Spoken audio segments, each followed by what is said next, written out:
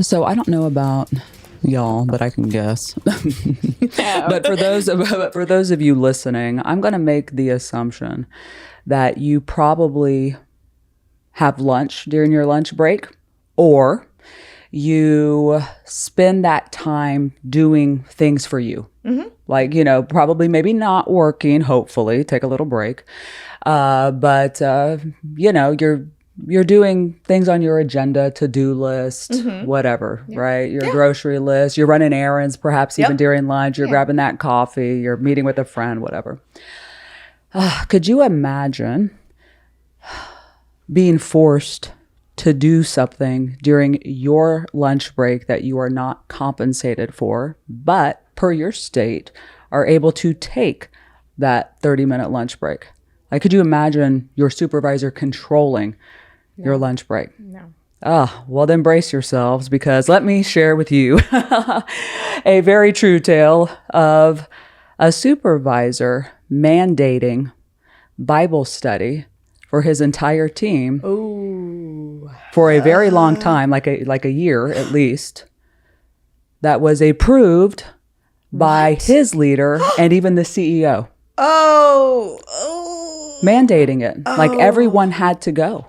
Everyone, no matter what you believed or what you had planned for your lunch break, everybody had to attend a mandatory Bible study because that supervisor was a minister. Well, this was not approved by HR, clearly. Side hustle. And it was approved by HR. Oh my God. And then here I walk in as new HR. Yeah. I was like, what? Yeah. Hold on, stop. And I'm like, nuh-uh. Hold on, we ain't doing this shit no more. Totally not able to do this. Oh, but my manager said I could. I don't care what your manager said. Yeah. Oh, but then his manager, the CEO, said we could. Well, I don't care what he said either. I mean, I don't care that he approved that either. That shit's going to stop. Oh my God. So then, of course, that supervisor gets very mad. Of course. And then it escalates, and I'm the bad guy, and I'm out to get him, and I'm anti all religion. Oh yeah, I was devil. spat at pretty much by, of course, that guy, and I'm anti everything. Yeah, I mean, I'm a devil worshiper. Everything. I'm anti that, and it's like I am so not that. I am. Everyone can do what they would like to do. I'm the polar of that. We're not forcing anybody into buckets of this, mandating it illegally. Exactly. That's what me. The red flags are just like, woo. That's the whole point right there, right? It's like, I don't care who approved it. I'm doing air quotes. Yeah.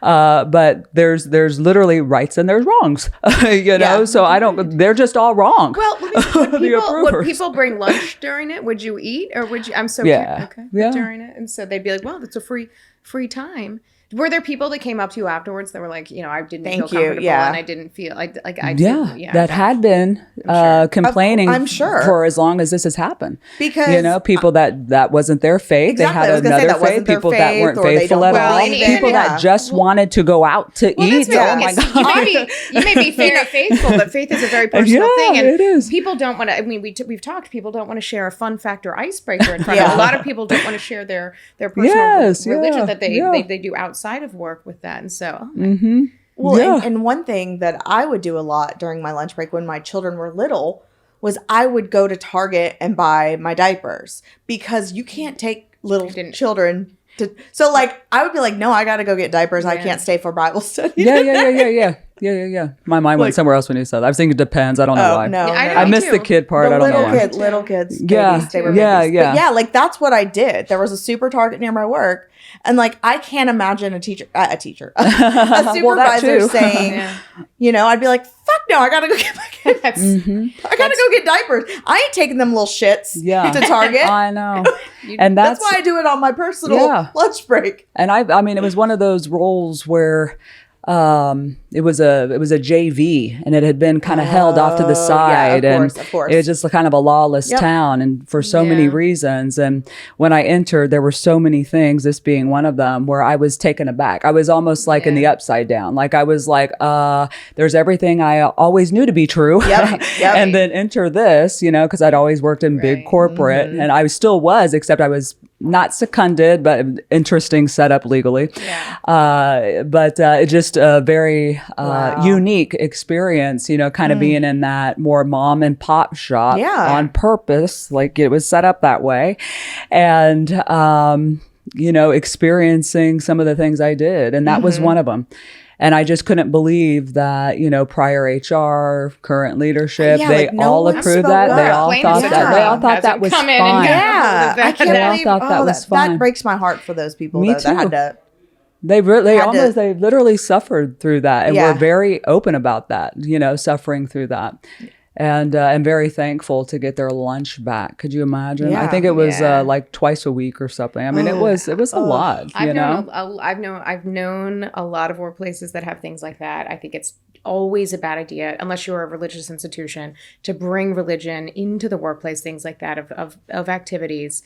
And even when leaders are talking, like, I've been in situations and leaders have talked, who's someone you admire? Well, Jesus Christ. And in mine, I'm like, okay, but it's, and then someone leans over. Well, does Jesus yell at their assistant in the executive parking lot? Like I saw him last week. So when you say things like that, sometimes you're inviting people to be like, do you literally practice what judgment? What do you practice what you preach? But overall, I do think it's a very personal thing, and it leads to extreme levels of pressure that can make people feel really uncomfortable. And so I think there's a very, we are all for supporting things like, episodes on religious accommodations and things like that. But that's very different from making people do things that you think that they should, because that's how you personally believe. Absolutely. Well, mandating that. I think individuality gets pushed out of that corporate setting. So, like in this case, no one else was thinking about anyone else being a different religion or a different faith, and then or hungry, or just hungry, hungry. I want to eat.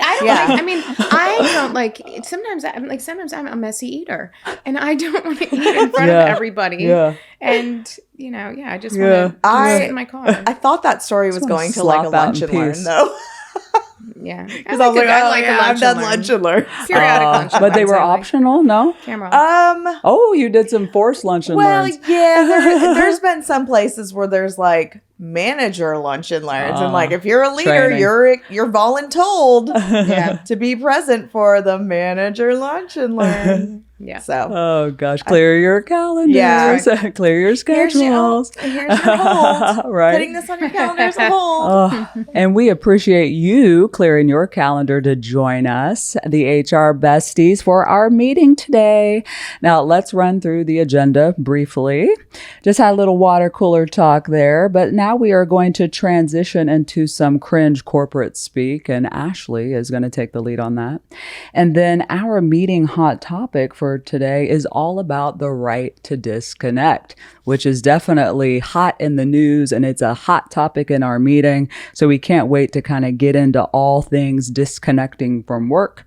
And then, of course, as we do for all meetings, we have our questions and comments. Yep. Ashley, take it away with cringe corporate speak. My cringe corporate speak today is stay in your lane. And the way you tend to hear that is when someone at work, especially a leader, hears something they don't want to hear, and they will tell people, stay in your lane, which can mean do your job and don't try to give opinions on others. Thoughts?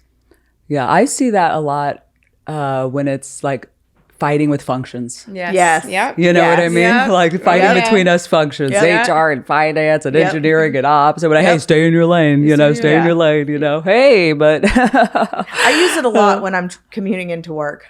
Stay in your lane. I mean, you talk to cars, don't you? I know you talk. I do. That Italian in me and my hands. I always have the hands. Like, motherfucker. Yeah, totally. But but yes, like in a corporate setting, it's basically telling someone to shut the fuck up. Yeah, it Put you in your place. Yeah. It's the bless your heart of corporate America. Yeah, but, a little head pat. It's like a head pat. And stay in your lane. And why do I think in part we don't like it is like, I think it's great when people either vocalize questions or thoughts on something. And if it's not your area of expertise, then it's important if someone is explaining to you something why that might not work and understanding that. But I think it's great. One of the, again, best things about workplace is when you work cross-functionally, meaning working with other departments, is learning about the day-to-day shit that you do, that they have no idea how it gets done. Yeah. And so that's how change happens and innovation happens, is really thinking about what you can do and soliciting and listening to, and sometimes giving the explanation why, but sometimes implementing ideas from other people. And so if you have a workplace that is stay in your lane focus, then what that tells me is there's a lot of people that are afraid to vocalize. They're afraid of getting in trouble. Oh, yeah. And if your business or organization is always in a defensive posture, then you are fucked. Not safe. With a capital F. With a capital F. Yeah. Good luck with that. Oh, gosh. Anyway. Thank you so much for that cringe corporate speak. Let's not use that one. I don't know. That one seems like a negative one, doesn't it? It's just me. It's like, it's like, it is. Yeah. It's me, and it's me. It and it's is. like, again, if someone tells you something you don't agree with it, It's and there's stifling all comms. sorts of ways you can respond. That's just a poor, mean one. And so when that person has a good idea, guess where they're bringing that to your competitor. I like that. Like that Willy Wonka. Like, when that the man was following them around the candy store and wanted the ideas about the everlasting gobstopper. He was the creepiest figure of my childhood. Yeah. But he worked for Wonka. I know. I know, but It was we like a didn't know plot that. twist I didn't see. I just thought he was. It's with an S. Yeah. Oh, that's going to kill me because I've only seen that video, a million same. times. Gee, And- with Smiggle, Smiggle, Smidge. I don't know. Slugworth. Slugworth. There we go. So close. I was going to the Googler. I mean, it was an S. Well, it was an S. Yeah. You started I would the have got there. I We would have solved got the there. crosswords. We solved the crossword together. Yeah, I would have got there. I would have got there. Jamie gave us the hand motions. I've got a hard stop. Wrap it up, y'all. Right? Oh, yeah. So Okay. transitioning to our hot topic today, all things disconnecting from work. Very, very timely topic. We're seeing all of this in the news. So what does that mean to you all? Right? Someone kick us off here. Ashley, you want to kick us off? Well, you're seeing it because the law, so lawyer me, so those that are listening, I'm a lawyer as well as an HR. But so what you're seeing is potential legal bills. So in California in the U.S., a law about the right to disconnect. This isn't a new thing. There's been laws in a number of countries around the world: Belgium, France, Canada, Australia. And what these laws mean a lot is it's a limit on how employers can contact you after work, or a little bit related, your obligation to respond to employer communication. So not always preventing your employer from reaching out, but that employees don't have to. It's really literally about creating laws about work-life balance. And so in California, the law that at this point when we're recording this, so we'll see if it's been changed slightly in just even if in a few weeks, but is that it requires an employer and employee to agree in writing about your non-working hours. And this is all employees, hourly, salaried, exempt, non-exempt. The only caveat is unionized employees, who are generally always carved out of employment laws because those have to be negotiated with the union. But that you have to agree on non-working hours. And so outside, when you're in non-working hours, whatever that says in your offer letter, then your employer can contact you about scheduling or emergencies, which is defined, but that you're not obligated to respond aside from that. And so what you're seeing in these laws is really this crystallizing of the idea that you need disconnection from work. I mean, I've been practicing this for years. Just- Like, fuck you, pay me if it's after 5. That's actually not true. I know. That's what I Jamie know. was like, I know. you and Lee and I are me. like, That's we know- not true. we You know pick me that's- on a Saturday, I'll Yeah, get that report to you Jamie's- in about an hour. we know that. Yeah, to be y'all true. know that about me. Of but course. Yeah. But it shouldn't be that way. No, you're right. I mean, when No, you really you're right. think about it. And I have that same respect to my employees. I would Same. never. Yeah. I Same. would never contact them after Yeah. hours or on the weekend. Yes, but my dumbass has slept at work before. Oh yeah. Yeah. Oh, Because yeah. I mean, what? Yeah. Like, I mean, I look back on some of that and the exploitation, Yeah. right? Me just trying to, be in the Yeah. rat race, trying to succeed, trying to keep up, trying to do whatever Right. it takes to do that. And just how freaking cruel that was in so many instances. And like, why was no one there like to rescue me or Yeah. help me or advocate or, manage better, like it's, Right. I mean, really, we should be compensated for all of that time when you think about it. Yeah. Well, you and, know? and aside from even just compensation, there's time. I mean, it's about what people want life to be like. And Sure. also you may be used to things, but it may not be compensating for that time. It may be having that absolute break. I mean, all the disconnection things you talk about is there's so many, consulting, law firms, those are where it is literally 24/7 Yeah. expectations. Yes. And those aren't what I'm talking about. When I'm talking about of like emergency, I mean, not what I mean as those aren't jobs where 24/7 is actually needed. That is the custom and the expectation that people have set, especially culture. in the US. But I know even in Australia, where I talk about friends I knew that worked in law firms, that was like one of the very few industries that seemed to work just as hard as people do in the US, meaning long hours. But like if you're outside of emergencies, most of corporate, you may feel like something is very important and get in this frenzy. But really, everyone could live with having more of a break and people can wait a little bit Yes. longer on things. And it is so unhealthy. And that sometimes you see people that will say, well, it's great. I'll leave at 4 or 5 and then I'm with my family, especially if they have young kids. But it's not just for parents or caregivers of older relatives, but it's all together. People say, oh, I'm off from 4 to 7 or maybe 7 to 10. I'm putting the kids to bed. And then I'm always opening up the laptop and doing that. And I've lived that life where I open up the laptop for years. I would open up my laptop at 10. Sometimes I would work until 1:30 in the morning so that I could bill hours and get a bonus and do these things, especially in a law firm environment. But when I switched, I went in-house, meaning I worked for a company, and I took a pay cut. About 20% pay cut. But in my boss, who was a man, stay-at-home wife, kids had childcare, he had said part of your compensation is a working schedule that is 8 to 5, and you are not expected to work outside of those hours. And he meant it, and that's my life. To this day, my friends knew I was so happy in that job. I was productive. Sunday nights, I'd be happy. I was a completely different person than I'd been previously, to the person I was, to my family, my friends, how I slept. And so I think people get caught up in that, but it's not the way it has to be. And then when you take a break for that and live life, I think people can realize life is a lot sweeter when you're not having a fear of being tethered to your phone or device. Yeah. I think what's frustrating about that is that, you can have a manager like the one you're talking about that's very transparent and very, here it is, right? And then you can go from that person that's, let's say, supportive, and in the same business, you have your colleague that can sit right next to you with a different manager having a completely different experience. You know what I mean? Which is a lot of why, hey, we need to help, air quotes, with the law, right? We need to, put some running rules down. We need to say, this is the expectation.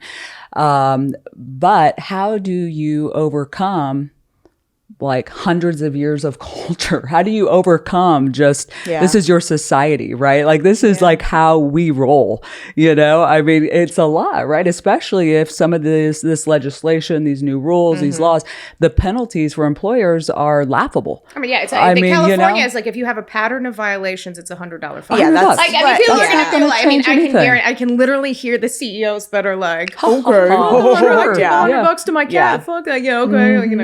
But I think it depends on the leader. This shift since the pandemic, right? Because a lot of us went from in office where we left at 5. Not that necessarily we might have left at 5 and not taken our laptop. Not that, but it's different because we truly are tethered, right? We're at home. We have our laptop. We have our phone. Like my phone yesterday was going off because my Teams was going off, right? Like I have Teams and Outlook on my phone.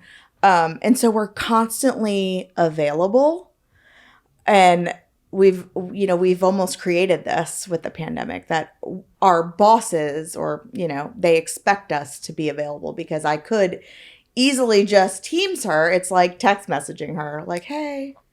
Well, I mean, I remember if you were to say to me, like, Ashley, what were your vacation memories as a kid? I would talk about, again, I only went to the beach a couple times growing up, but we would go to the beach, and I remember my parents, who both worked really hard, and they were both getting their bachelor's degrees and all those times, but we would go, and like maybe they'd call into work once, but like we would be out on the beach, we'd be doing Oh, go-karts, yeah. we'd be going to play beach. I mean, my memories of vacation growing up, I would never, not once tell you, oh, I thought about my parents working. Same. If you were to ask me, tell me about some of your vacation memories. I have some great memories, but I'll tell you what sticks out in my mind. I remember being on a vacation, checking my email and thinking I really fucked something up. And I remember standing outside this restaurant and my husband saying, why did you check your email? Now, like I can tell you're completely out of your head on this. And like, that was in the pit of my stomach. And I just like, and I think about those things. There were times I'd sit at the beach because a boss wanted a PowerPoint presentation for like a free seminar that I'd spent the day working on. And so I think a lot of people, when they think about vacation, and even as a business owner now, I don't really work on urgent things. I work on like broader manager training, but I still have this like very innate fear of going on vacation, worried that I'm going to be stressed out about something with business that I have to work really hard to overcome. And I think a lot of employees are like that, and it doesn't serve people's interests, but it doesn't serve businesses' interest either, or employers. It doesn't. That actually made me really sad when you said that, because that's so true. Even me, like I remember 2 years ago, we went to the beach during the summer, and I missed almost an entire day because I had to run payroll.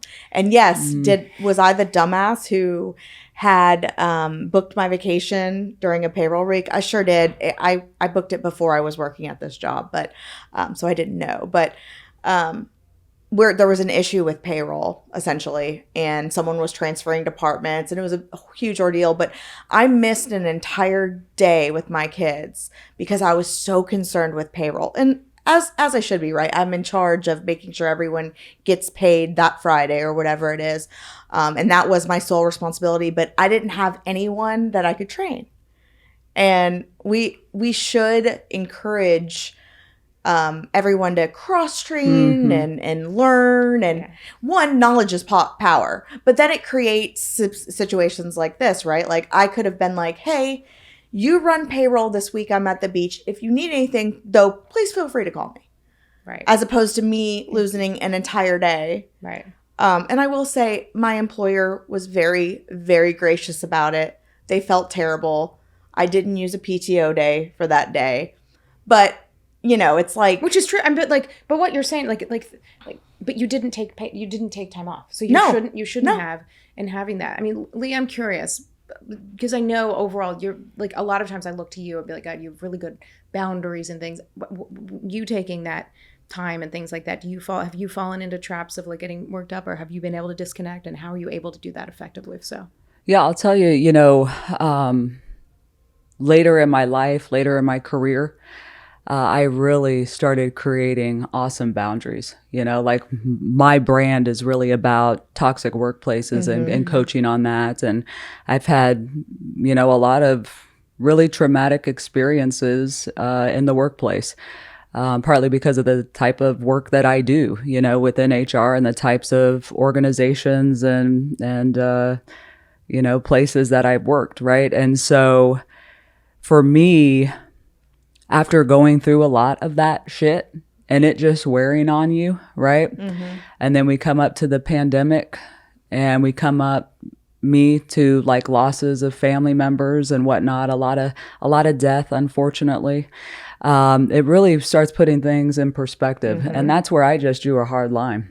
Where I just didn't give a fuck anymore about going above and beyond. I go level and near, right? You know, because it's like, what else do I have to prove? And that's a place of privilege, right? Where I worked my ass off so much to where, hey, I have maybe the means to be able to do that now at this point. But I really did step back to say, hey, my priorities have shifted in my life. And this is what they are now. And that's probably one of my key pieces of advice. And what I love to coach people on is to really be introspective on what are your priorities now, because people kind of get in this hamster wheel and they just keep going.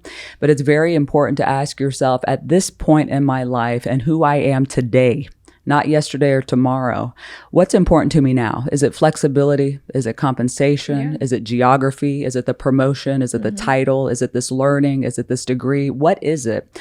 And put that label on it, because then that helps you assess whether the role you are in is actually serving you today. Yeah. And let's get honest about it, because if it's not, if you want flexibility and your ass is tethered or whatever, you know, they all go, you know, yin and yang, then maybe it's time to make a move. Like maybe it's time to really start, you know, getting real, because we have this one life and this time is precious. So I had to go through a lot of bullshit to actually get to a point where I put those boundaries in, and I've lost jobs because of it. Yeah. You know, I've been fired because, you know, oh, well, we just expect our executives to always be on. How dare you only send on average, you know, 12 emails a day or whatever. Well, I'm in meetings back to back, and why the fuck would I make something discoverable? But anyways, like that's the stupid. No, that is literally, I know, because that's literally the stupidest thing I've ever heard. I'm actually with the people doing my job. Yeah, I'm doing my job. Thanks. No, I mean, like, stay in your lane. For real, you know, I mean, and that's so disgusting.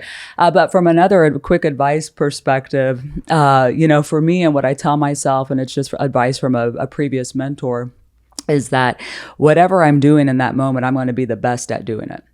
So if I'm out with friends, I want to be the best friends. Yeah. You know what I mean? I don't do phones during meals at dinners and stuff like I mean, I'm try to be as in the moment as much as possible. I don't do step outs and stuff. I really try and just be in that moment. If I'm, you know, doing a family thing, I'm with the family. If I'm doing this thing, I'm here. You know what I mean? Like I really don't blend or do integration anymore, because it just did not work for me. I saw that I was just washing myself out. So if you see that, right, if that, you know, kind of resonates with you, think about, maybe I have to compartmentalize. And so I love the concept of compartmentalization, because it helps me be an overachiever in whatever it is I'm doing. Because I think, God, if this person is giving me the privilege of their attention, I should honor that back. Yeah. That's how I really look at that, right? Because really attention is the number one commodity, the time we spend, you know? So I like that. I mean, I think I think it's a very good point as well for leaders when you're at things like lunches with your teams, events with your teams. Think of times. I can think of times when leaders didn't show up. Oh, they're so busy. And so that shadow that you cast, and you feel like it's because you're busy, but if you're not stopping and being fully present and doing that, and you're not showing those signals of showing your team and telling people what it's like, phones down, like we're here, phones down, and we'll tell people if anybody has an issue with that, you come to me and I will talk to them and explain. And if you have a leader that does those things and gives you their attention, that is a leader that I guarantee you will not only people will respect, but will get better work done. I love that. Respect, civility, right? Sometimes that is missing so much there. But I really do like honor that people honor me with themselves. Yeah. That's what memories are, man. That's what life is. I mean, like, it sounds like, I mean, you're listening, like, it's all emotional, you stop but those and are the you think memes. about those. And it's, I mean, it really, I think about some of those times when I got really upset on vacation. It's always about work things. It's always about work things. And I think, what a freaking waste. But the thing you can do is change that. And so the sooner you can change that in your life and encourage your teams to do that, you are all so better for it. That is what life is. Because people will never forget how you made them feel. Yeah, Maya Angelou, I love that quote. It's so true, right? So true. I mean, damn. It is, you know, so you have to remember that, like in your life and with your teams and with your families and with your friends. And it's the same, because we do get kind of like immune to the presence of those closest to us. Those are the people we abuse the most. Oh, yeah. Sure. You know, because we know they take our shit. My kids know that for damn sure. Because we know they take our shit. But my kids abuse me. Right? It's true. But ironically, sadly, whatever, joyfully, those are the people you should be showing up the most for, right? It's the opposite. You know what I mean? We take advantage of that all the time, you know, but that is that's your people, man. That's your deathbed crew. On that note, God, anything now we're all about to die. I know. We are getting older. I know. Anything else on disconnecting from the workplace? Any other pro tips on doing that? I just like to say shout out to the states on continuing that momentum, like please, because I've always worked in global teams, and I've been jealous AF with pretty much anyone outside of this country, and all my travels I've been very blessed, and you know, I've had a really awesome career from a work travel perspective, and they literally laugh at us. Well, do, Like but they literally asked me to oh, do yeah. They're like, oh, that's one of my That's one of my pro tips. And why do you want to die affinity sooner? For Australia, as you know, but Yes. but you have when you're in a global organization, or even if not, and you have someone that you can talk to your team about how people work differently, and have sessions and have someone talk literally and be like, how do you do, because that's a question, before I'd lived abroad and in the work culture, I mean, I remember being like, how do people do, and so that people will explain to you how they do it, and how there are common expectations, and the work still gets done, but it's done on more reasonable schedules. And so asking people how you do that is one of the best sessions that you can have for your team, and trying to think about what can we adopt in our team. People will be like, we'll take off August and January. All right, real. Shout out France. Shout out. But I think talking about that and learning, like, lift others up rather than just be like, well, this is the American way. Exactly. Let's not be staunch. Let's do some best practice sharing. I love that. Gosh, I love that. Oh, all righty. Well, I'm pro disconnection myself. Let's see. And to that point, we're about to disconnect from this meeting here. So we better do our questions and comments. What do we have for questions and comments today? Jay? I see you looking at something over there, Jamie. Jamie's ready. Connected now. I know she connected. She's got something. She's about to give us some good content. Well, you know the number one cause for work stress, right? It's giving a shit. that is amazing. So maybe give less shits. I know. Yeah. Yeah. Give less shits. I like that. Okay. It's poetic. That's what I love most about it. I have a comment, and this is for managers, is to recognize that people on your team will all have very different unique career quilts, different seasons of their life, and what they care about in the moment, whether it is compensation or having time or having energy and effort. Talking to your team members and understanding what drives them is really important. But as you're working with them, thinking about what you can drive to. Nobody's season of life should be the pay your dues season. People should not feel compelled to go through misery or exhaustion or things just because you did. Because I know I've gone through those things. And my goal is then not to show how I've survived and how I can be tougher.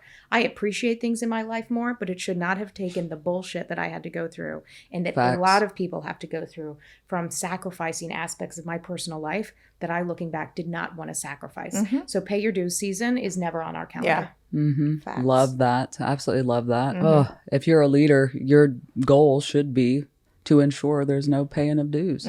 Just learning and living and appreciation. Jeez, I love that. I love that. Now that kind of got me sidetracked a little bit from my question or comment. I have to remember now, did I have a question or did I have a comment? I think I have a question and not a comment, Your brain's if I may. trying to stay in its lane. I know. I've got a noodle on it for a second. But I'm curious, what is your top? I don't even know if this is like I'm saying this question right here. In my mind, it makes sense. So surely it doesn't make sense to anybody else. But what is that number one boundary for you with the workplace? Like, give me an example maybe of just your healthy boundaries. You could just go general there. Have you created any, Jamie? I'm looking at you. I think for me is flexibility. And I'm always saying that to my managers, like the leaders of the company that I'm at, is remember to be flexible, because we have lives outside of work. And it's something that I'm shocked still to this day that there aren't managers that are flexible. Like, so-and-so has to leave at 3 to go get their kid because at this one reason. Okay, well, do they do it every day? Well, no. So why is one day a big deal that so-and-so goes, picks up their, and it's reminding that we all have lives outside of work and we can be flexible with that. And so that's something I'm lucky that is the boundary I set. Like, I am going to go to my children's functions. I don't give a shit if it's in the middle of the day. I'm going to go to field day. I'm going to take a PTO day to go to their field trips if I can. And so that's always been important to me. Is just having a company with the flexibility. Love that. Everything else, though, is blurred lines for me. Yeah, right. You can exploit Jamie everywhere else. That Robin Thicke song. Yeah. That's that he stole from Robin Gaye. Robin Gaye, right? No. Marvin Gaye. Yeah, Marvin yeah, Gaye. There we go. right, There we go. right. Yeah. I'll have mine just be a simple one. It's more of a pet peeve. So boundary, give context when you're reaching out to somebody, and I guess an expectation that they may not be able to respond instantaneously, to Jamie's point. But the prime example of a don't is call me thanks, especially if it's THX, where you just send someone an email with that. Oh, Or yeah. not even thanks, just call Hell me. no. Call me, and that puts me in the grip. It like is Oh, completely yeah. stressful because that's no thank you. That's it. I'm Yeah. about to get fired. Yeah. Yeah. You know, what's interesting for me is that one of the things I do when I start a job is that I share in that first conversation how I like to be communicated to and with, and I Yeah. ask them how they like to be yep. communicated to and with. And so one of my things is I don't do well just being called. Just unannounced. Oh, like you know what cold I mean? calling? I can't. You've done that to me twice, and I have counted. She's pointing. No, 3 times. I'm counting. I'm pointing at Ashley, but I'm not throwing you. I mean, because it's friends. It's not work. You know what I'm saying?